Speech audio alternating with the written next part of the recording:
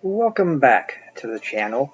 In this episode, we're going to talk about the story Dragon Song, which is the Harper Hall Pern number 3 in that trilogy. As I'm going in chronological order, this would basically go right up until about the end of the White Dragon, I believe it said. But we will see on that.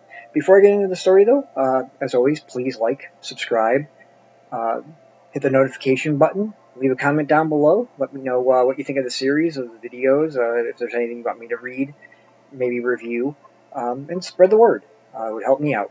That would be very much appreciated. So, Dragondrums. The story of the trilogy basically changes place. No longer is Manali the main character, it goes to Pimer. Because if you remember at the end of Dragon Singer, or Dragon Song, the Manali becomes a journeyman, journeywoman. So when we begin this story, she had just written a saga that was about Lessa and her dragon, and Pimer was supposed to sing the part of Lessa. Because as the story starts and he goes to sing, his voice cracks. So he's hitting that puberty mark. So he can't sing. So they're trying to figure out, okay, well, what can we do with this kid now? You know, basically his voice, which was golden, was really all that he had. So what do we do at this point? And Master Harper Robinson kind of has an idea for him, and I guess it was kind of there all along. But he decided to put him in the drum heights and make him a apprentice to learn the drum messages that gets sent throughout Pern. It's the way that messages get sent, unless you have obviously a fire lizard that can go between and send a message by attaching it to their foot, or if you have a dragon, can get from one place to another in between very quickly. So Pymar isn't totally happy about going to the drum heights, but he goes. And he learns things a lot quicker than the other apprentices. And, obviously that doesn't bide very well with them and for him. As they start to play pranks on him and they start to beat him up in the middle of the night for showing them up, basically. Stuff that they've been trying to learn for the better part of a term, maybe two, he's conquering in a few days. So, not even the journeyman likes him, and he turns his back on a lot of these pranks. Basically, what Pimer becomes really is the Master Harper's messenger, and really it's his special apprentice. But this kind of has the making of he's going to join Sebel in the fact that you're basically part of the Harper Hall intelligence community. And what I mean by intelligence community is you're basically going in and you're trying to find out information from holds. And when they have a gather, you're going to go in, you're going to gather, you're going to listen to see what you can hear and figure out what is really going on and then report it back. Because there's one hold in particular that really has everybody up in straits. And that's because the holder of it is not very, I guess you could say he's not very liked. He's not very well liked. Lord Miran is not liked at all.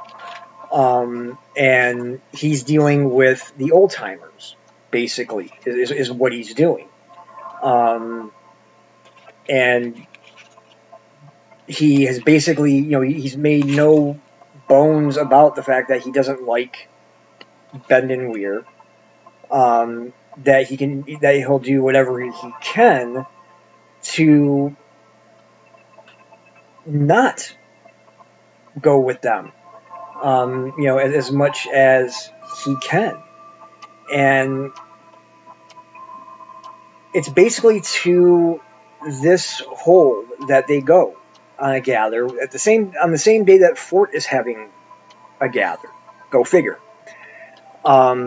His job basically is to go and listen to see if there's any kind of successor who the people seem to favor. Because Lord Moran is basically on the point of he's going to be dead in a matter of probably days or a week. But he hasn't named a successor, and he claims that he's not going to. But it's supposed to be finding out who is the one that the people want the most, and that way we can now, from the Hall's perspective, we can then start to push this person to the forefront.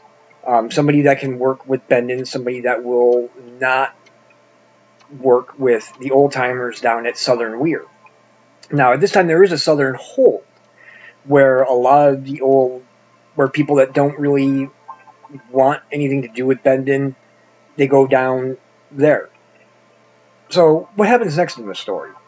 To find out things, Pymar decides to dress as a drudge, and he gets into the hold. And while he's in the hold, he basically ends up in Lord Maroon's chambers, in his room. And there are eggs lined up, and he knows that one's a queen egg because it's kind of lined up further along than the rest of them. And he's also found out, too, that a lot of these eggs are coming from green fire lizards, so they're not coming from golds. A lot of the eggs don't hatch. So there are people within the hold that are not happy with Lord Miron for that. So what does Pyron decide to do? He wants a fire lizard. Why? Manali's got 9. The Master Harper has 1. Sebel's got 1. He hasn't gotten one. And he's wondering if Manali has forgotten his promise, or forgotten her promise. So he takes it. He steals it. And this throws up a huge fervor. And when that happens, it's like, okay, where does he go? Everybody knows it was a drudge that took it. They don't know, obviously, they don't know that it's him because he was under... They don't know it was him, Pymar the Harper, because he's basically in disguise as a stupid herdsman. That's how he enters the gather. But then he decides to go in as a drudge to get into the hole. And he basically hides out in the stores room. And Sebel tries to send his gold to find him. And the fire lizard keeps coming back saying it's too dark. There's no room. I can't find him. I can't get to him. And Sebel's not quite sure what to do. He doesn't want to just leave, but he doesn't have really a whole lot of choice in the matter that, I mean, he's got to stay the night. That much is for sure. He's got to stay the night. Until they open the gates and start and they let people out. Then they'll be able to go and he can get back. So basically the storeroom that he's in is stuff that's supposed to go to the Southern Weir, which is kind of funny because, I mean, it's what they all knew. It's what they all wanted to really find out. One, that they were dealing with Southern Weir, and 2, that's where the fire eggs were really coming from, and that they were greens to boot. So, to make a long story short, he ends up in a sack, and the sack gets flown by dragon down to the southern continent, by Southern Weir. He cuts himself out of the sack, and he's waiting basically for this egg to hatch, and he survives a few threat falls, which is, which is something. I mean, Manali was able to do it, but only one. He survives like 3 of them. So at that point, the egg hatches, and he's basically he's trying to survive. He's trying to keep his gold fire lizard happy, and fed, really. Um, that is really what he's trying to do at this point. Um, so as he's moving, he finds some areas that and finds some things that he's able to kind of use for food and for himself and for you know for his gold fire lizard, um, which he calls Farley.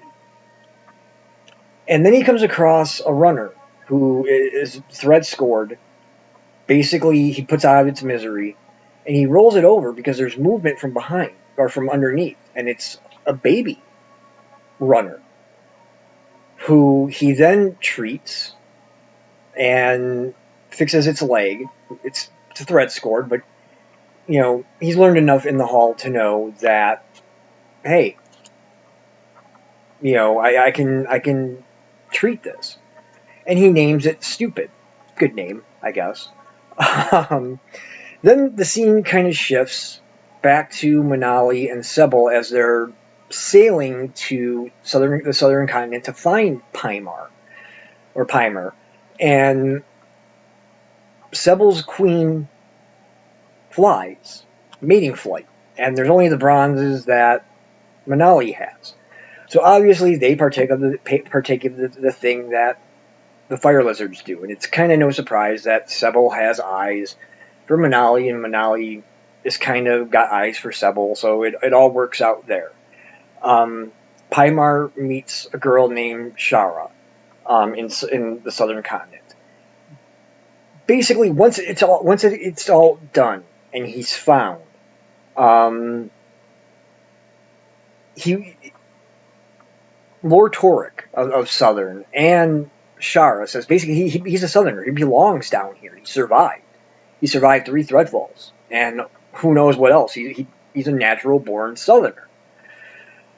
So Torek is they're all trying to think of what can they do, because he's not really going to be much of a purpose at the Harper Hall, because all he was really a voice, and he doesn't want to be just a messenger.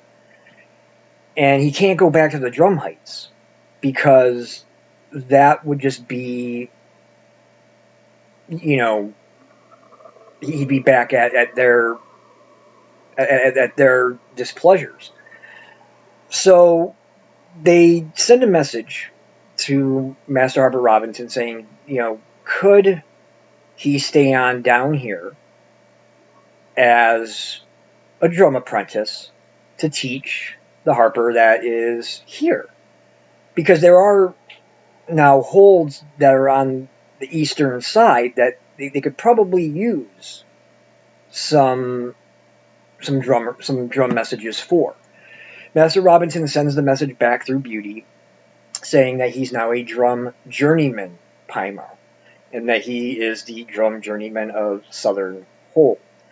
And the way it ends is he turns away from the big celebration in the hall, and Sebel's ready to go after him, and Manali says, no, just let him be. And he basically goes off and he says, I wish I had a drum big enough to tell the world how happy I am right now. So what happens with him and Shara? Who knows? Is this a story that's going to continue? I don't know. There's still books left of the Ninth Pass I'm going to get into. If their stories end here in this trilogy or not, I don't know. But yeah.